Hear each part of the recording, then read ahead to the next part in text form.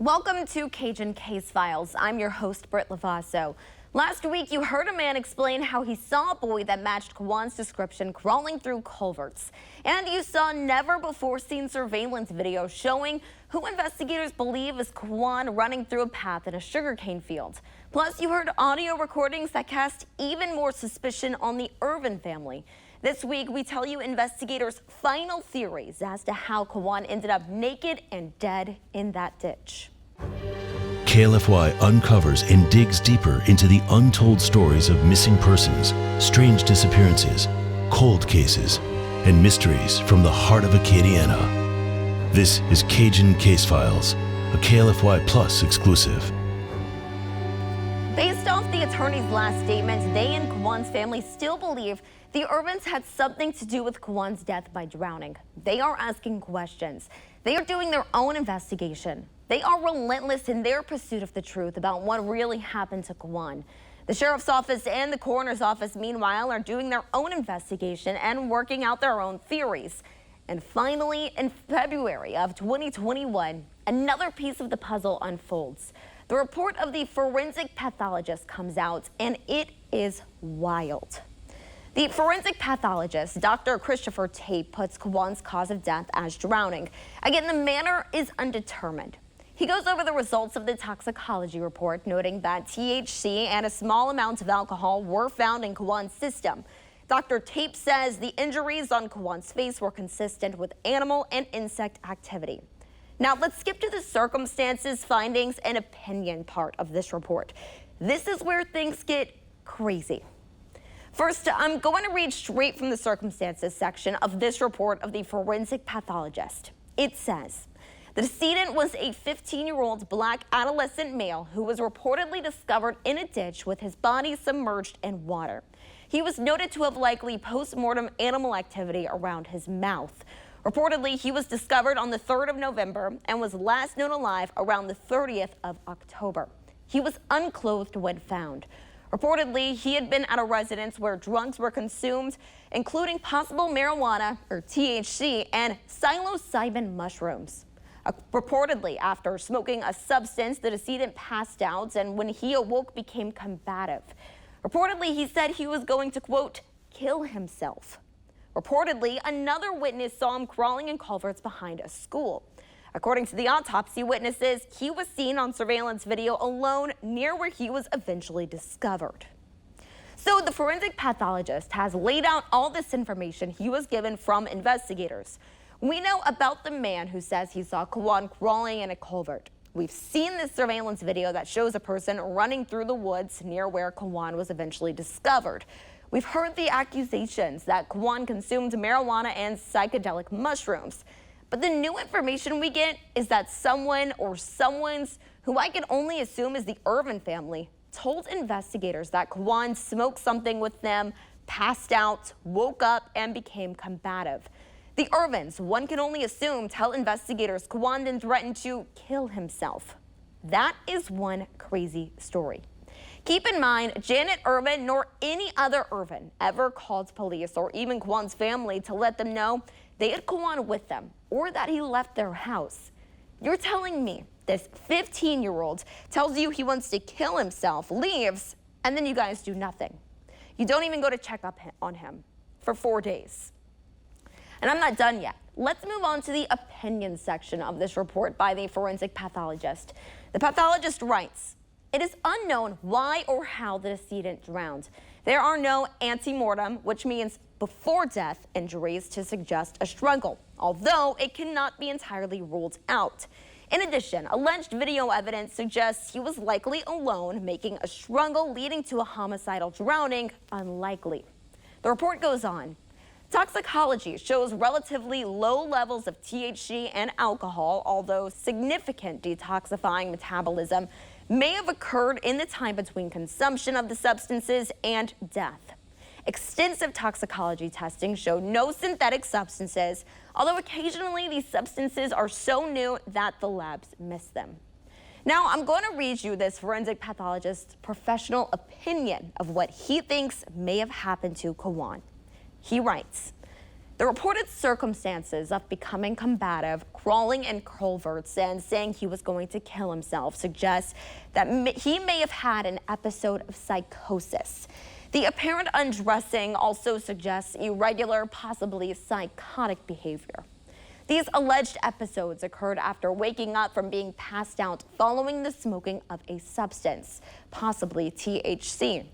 THC has been known to cause psychosis and or unmask undiagnosed mental illness rarely.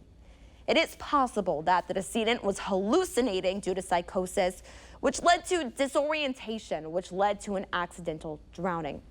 The pathologist continues to write, suicide by drowning is rare but does occur. The alleged circumstance of saying he was going to kill himself and the lack of injuries suggests suicide may be the manner of death. Intentional hyperventilation over water can cause an individual to pass out and drown. This is known as shallow water blackout. Suicide during psychotic episodes is not uncommon and may have occurred here possibly. The uncertainties about whether this drowning represents an accidental, suicidal, or homicidal death makes an undetermined manner of death most appropriate likely. So, yeah. The theory is 15-year-old Quawan may have smoked marijuana, had a psychotic episode, crawled around in culverts, ran through the woods, took off all his clothes, then drowned himself face down in a sugarcane field ditch. A ditch that Quawan's family's attorneys say only had a few inches of water in it. And a lot of the information that investigators are going on is what the Irvins told them. Call me a skeptic, but that is one crazy story. As you can imagine, after this report comes out, Quawan's family's attorney, Ron Haley, had a lot to say. You read it, they say suicides by drowning, although they happen, they're rare. You add that to the fact that he allegedly drowned in a half a foot of water, 2 feet of water, kind of makes the idea that he killed himself in that manner not plausible. When he mentions that suicide is a possibility, we have to question that two ways. One, where is he getting that information from? Likely he's getting the information from the same family that he was with when he disappeared. And so that has to come into question the veracity of what that statement or who that statement was made by in the circumstances on which they made it. That's the first thing. Take what's being said about Quawan with a grain of salt, because the folks that are making these statements are the same folks that are the subject of a criminal investigation to his disappearance and death. And so, in my opinion, it appears that they are trying to pass the buck and cover up for whatever they did to Quawan. By not knowing, you can never begin to try to put this behind you. It never goes away, but this is an open wound every day. Coming up, an arrest is coming.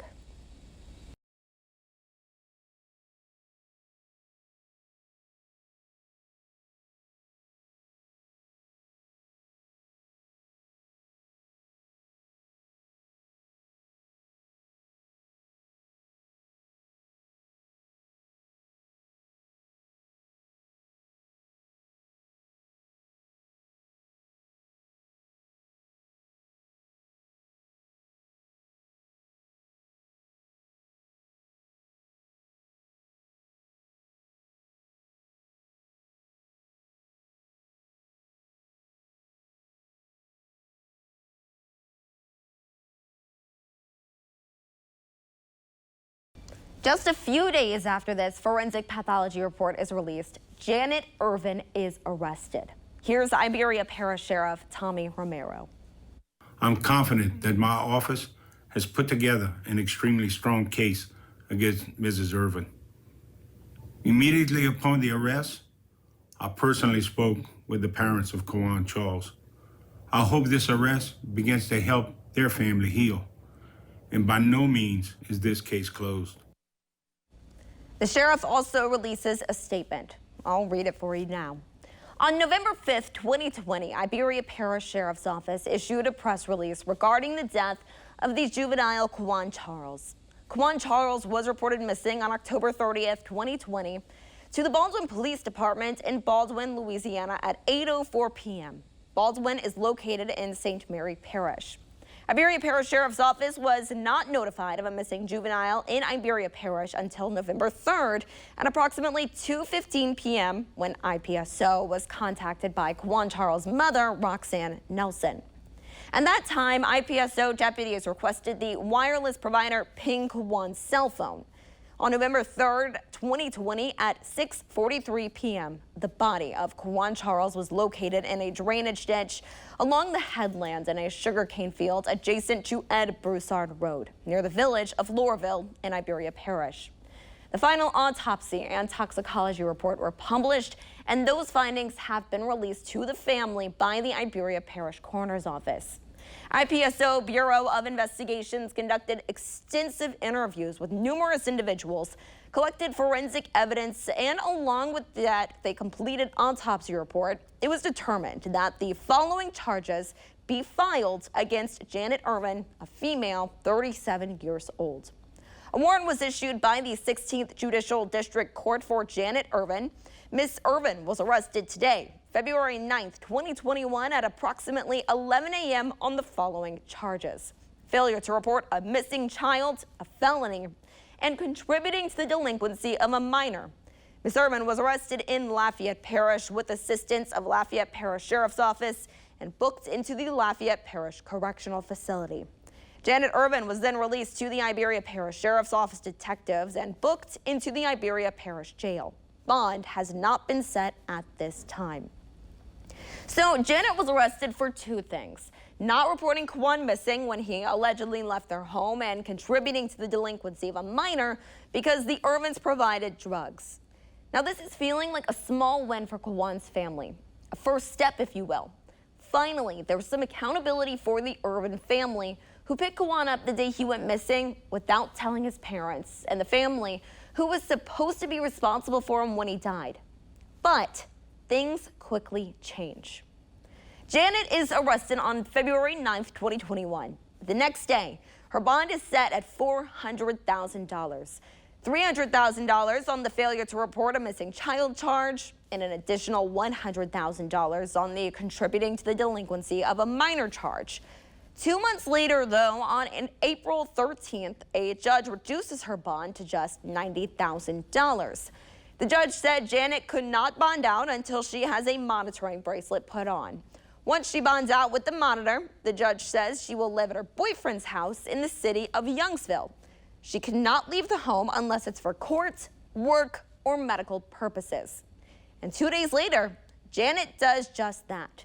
After only 2 months behind bars, she bonds out, and Quawan's family is outraged. His cousin, Selena Charles, tells News 10 that she and her entire family feel that Janet, her son Gavin, and Janet's boyfriend Tyler are lying about what really happened to Quawan. Rage, anger and rage. Our family is outraged. Quawan is dead. He was murdered. The first words that came out of Roxanne's mouth whenever we was at the coroner's office was that they beat my baby. They beat my baby. My aunt is not okay with Janet being out of jail. My aunt is not okay with Janet even having a bond. I understand that she has rights, but Quawan had rights too. He had a right to his life, and they took that from him, and they took it from us. I don't think it was an accident. I believe that they beat him and they mutilated him. I believe that they tortured him. We all believe that. The world believes that. I believe that they all had their hand up in Quawan's murder. She has her day coming. She has her day coming. All of them. We won't stop fighting, and we will get justice. And the murderers that murdered Quawan, you will not get away. You will not get away.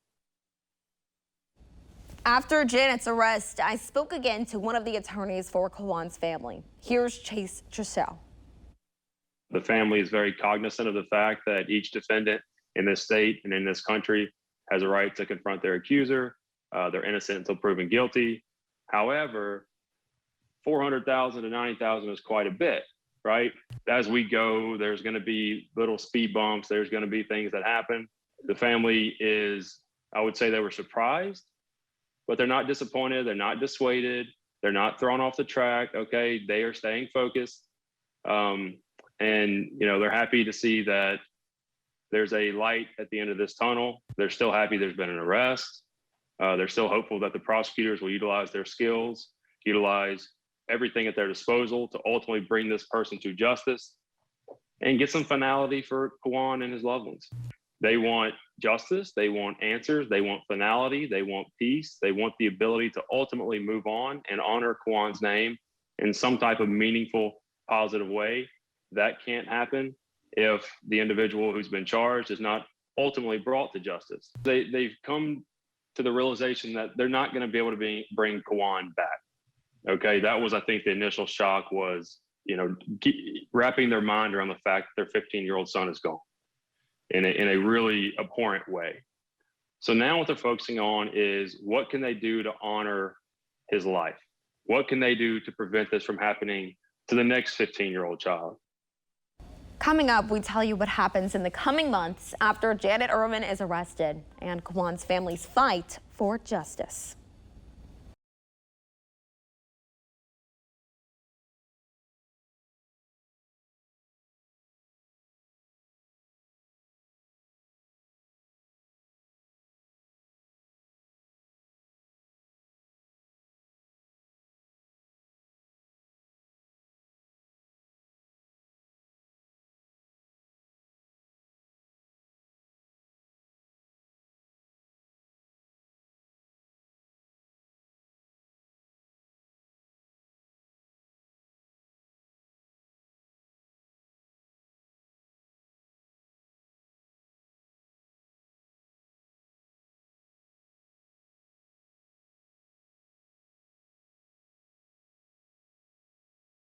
After Janet Irvin is arrested for failure to report a missing child and contributing to the delinquency of a minor, no other charges are filed against Janet, at least not criminally.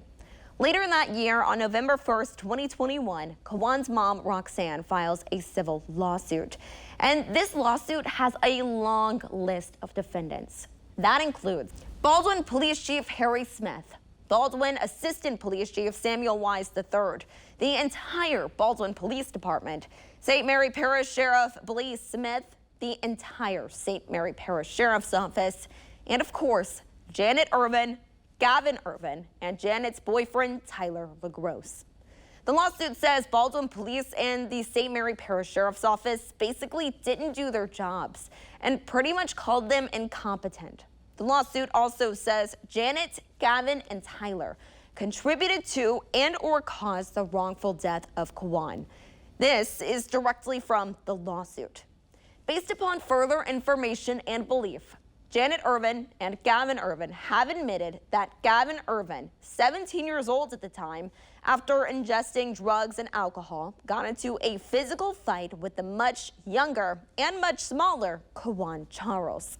Janet Irvin and Gavin Irvin have alleged that Quawan Charles left the trailer home of Janet Irvin, Gavin Irvin, and Tyler LaGrosse in a dazed and confused state on the night of October 30th, 2020. However, Janet Irvin, Gavin Irvin, and Tyler LaGrosse have all confessed that they intentionally did not contact the police to report Quawan Charles missing, contact or attempt to contact the parents of Quawan Charles, attempt to locate Quawan Charles for the remainder of Friday, all day Saturday, all day Sunday, all day Monday, or all day Tuesday, take any measures whatsoever to locate a 15-year-old child. They had driven 25 miles from the safety of his home without the permission of his family. And here's the big one, which I think shows you how wrong Quawan's family thinks investigators got this. The lawsuit says the acts of defendants, Janet Irvin, Gavin Irvin, and Tyler LaGrosse, contributed to and or proximately caused the injuries to and death of Quawan Charles. Such acts include, but are not limited to, intentional infliction of emotional distress, negligent infliction of emotional distress, assault, battery, false imprisonment, contributing to the delinquency of a juvenile, kidnapping, spoliation of evidence, cruelty to a juvenile, failure to report a missing child, failure to report the death of a child, unlawful disposal of remains, and finally, killing Quawan Charles and or directly facilitating the circumstances whereby Quawan Charles was injured and died. I spoke with Ron Haley, who is another attorney for Quawan Charles' family. Haley says they filed this lawsuit because, one, they believe Baldwin Police and the St. Mary Parish Sheriff's Office could have done more to find Quawan. And two, Quawan's family does not believe the official report that Quawan's death was some kind of tragic accident or suicide. Haley says a civil lawsuit against the Irvins and Tyler Gross gives them the power to subpoena them. Haley says they now have to face questions from Quawan's family, who they've never spoken directly to. Keep in mind, the Irvins and Tyler Gross have maintained their innocence in Quawan's death. Here's attorney Ron Haley. If Quawan was found, 24 to 48 hours after the missing persons report, or after Baldwin police were notified that this kid was missing, potentially he would have been found alive. The toughest part about it is not having, the answers surrounding how he went missing, how he died. Yes, we have the autopsy report, but how did he get into that shallow sugarcane field? We still don't know. They don't believe that he tripped and fell over himself and drowned in that sugarcane field. Now, how he got there, where was he before? I think, all of that is open. And we know there's people out there that have the answers to the questions. And so that's, and that's what is frustrating. And that's what makes the family angry, that there are people out there that can, close the book on this and give them some closure. Yet, a year later, that's not happening. It sounds like we have to throw the kitchen sink at them to get answers, but frankly, that is what this is. Because we don't know, because they have not spoken, because they have not given any information, we have to assume every possible reasonable theory of law as we pursue justice for the Charles family. That we're still here, we're not going anywhere, and we're not going to go anywhere and stop fighting and pushing until we get the answers as to what happened to this kid. Quawan's cousin, Selena Charles, who you heard earlier, had been fighting for Quawan for more than a year. She went to every length to find answers, even hiring a private investigator. KLFY obtained several minutes of audio recordings from that private investigator, and this is their conversation with Janet Irvin. At 8:30, we're at home, and got this phone call from Jax, and he said he got a phone call from the Baldwin police. And I'm like, oh my God, that boy didn't make it home. And so I looked at my boyfriend, and I'm like, should I call him? It was 8:30 at night. He said, no, wait till tomorrow. If you cannot understand, Janet Irvin tells this private investigator that someone named Jack gets a phone call from Baldwin police the night of October 30th, the day they picked up Quawan, and he allegedly left the Irvins' home that afternoon. Janet says that's when she realized Quawan never made it home. I'm wondering how she expected him to get home, given he lives 30 minutes away by car. Janet also says she waits to give Baldwin police a call, but I don't think Baldwin police ever get a call from Janet. On January 25th, 2022, Quawan's family meets with the district attorney at the time, Bo Dewey. District Attorney Bo Dewey and Quawan Charles' family talked for about half an hour. They talked to him about what's next in the case. Quawan's family begs the DA for the investigation to be transferred to another agency. Here's Quawan's cousin again, Selena Charles, after her meeting with the DA.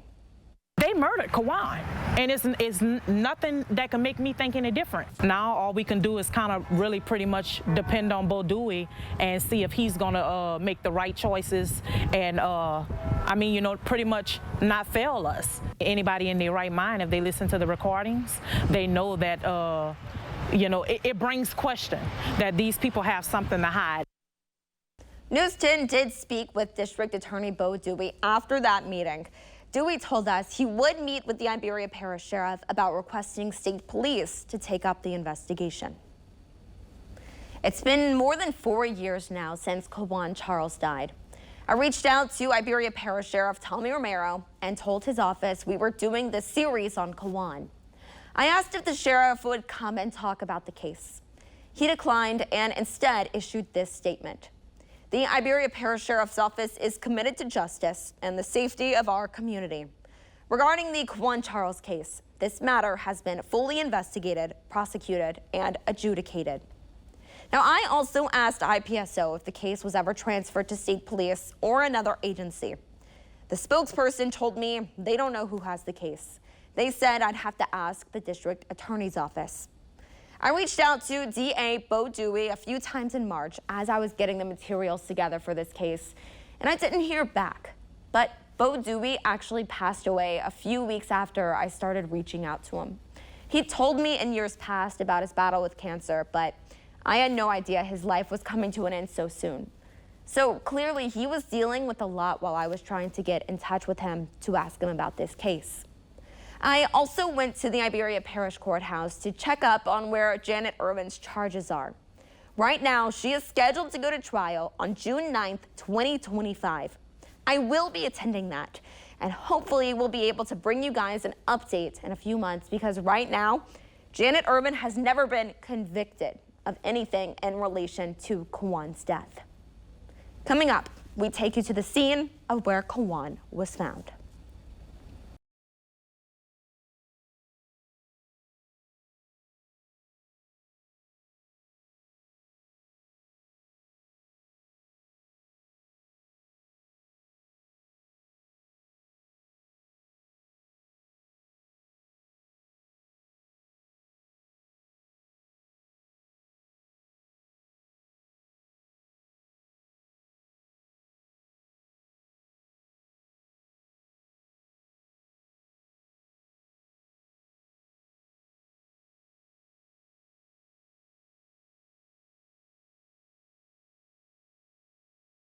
Before I finish Quawan's story, I want to take you to the scene and show you where that surveillance video was taken and where Quawan's body was found.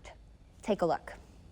So before we wrap up this series, I wanted to come out here and show you guys boots on the ground exactly where everything happened. So if you remember that surveillance video that I showed you that showed Quawan allegedly running across the woods, well, this is the building that that surveillance camera was taken on.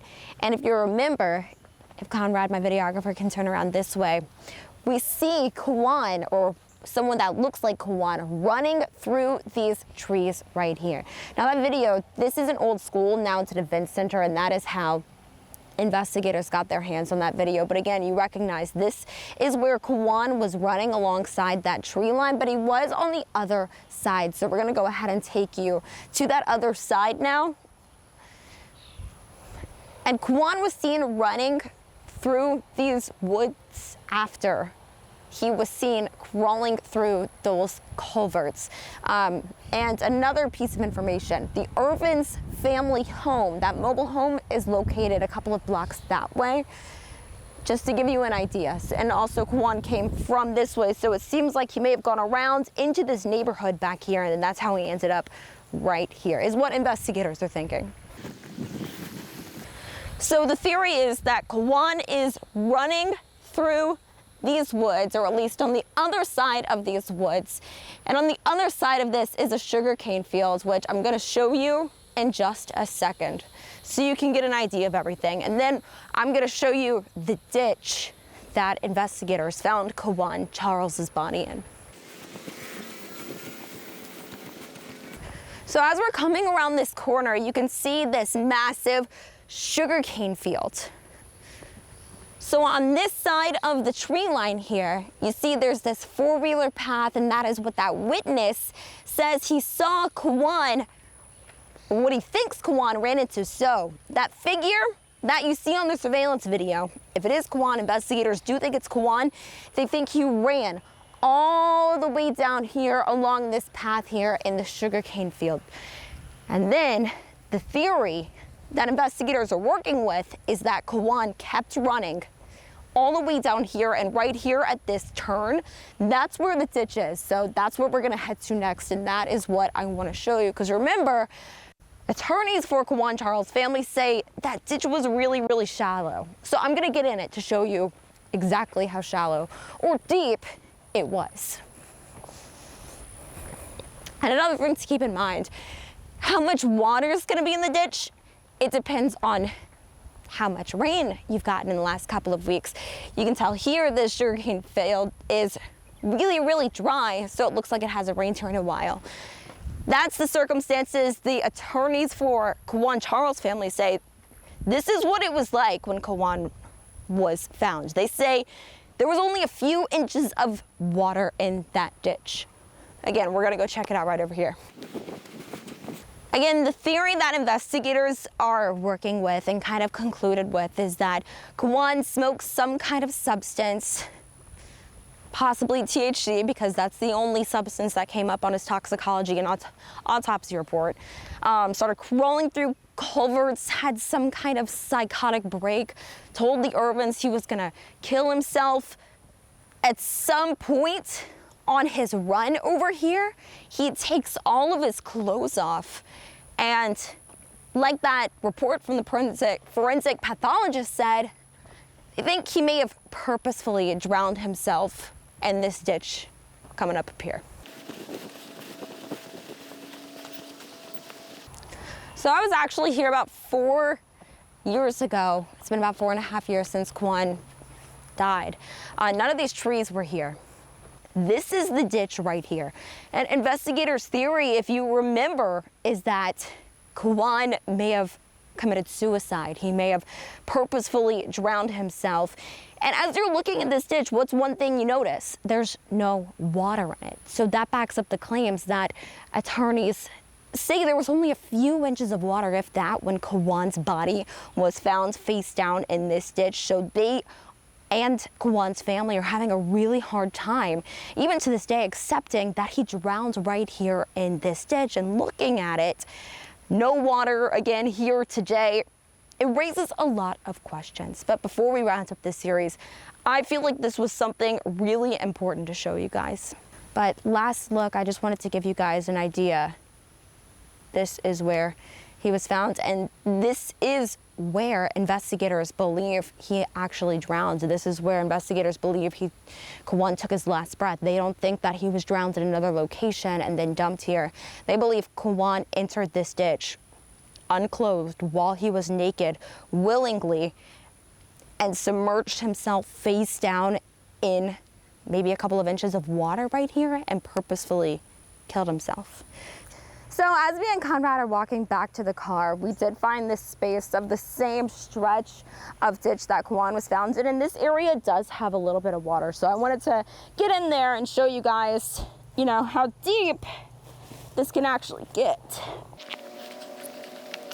Okay, very muddy in here. Okay, so I'm in this ditch. It comes up to my ankles. This is, again, the same stretch of ditch that Quawan was found in, so I wanted to show y'all it is possible. I mean, it's a ditch. It's serving its purpose for accumulating water, but I mean, look where this is to my ankles.